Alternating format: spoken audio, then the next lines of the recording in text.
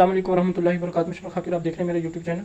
ये मैं बात करूँगा दुनिया की ज़िंदगी के हवाले से। दुनिया की ज़िंदगी जो है मुख्तसर सी है, इस दुनिया को छोड़ जाना है, ये दुनिया जो है फ़ानी है।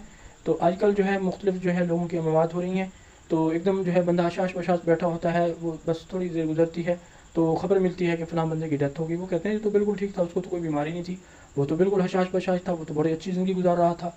तो अचानक पता चला कि दिल काम करना छोड़ गया और दिल की धड़कन रुक गई और उसकी मौत हो गई।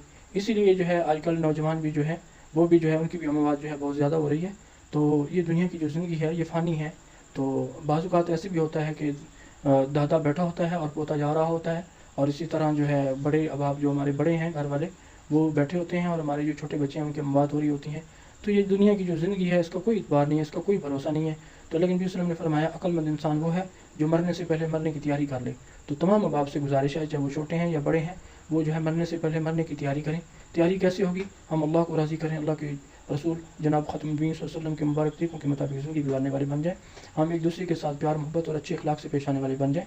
हम जो है 5 वक्त नमाज़ों का तमाम बाजमात पढ़ने वाले बन जाएँ। हम कुरान पाक की तिलावत करने वाले बन जाएँ।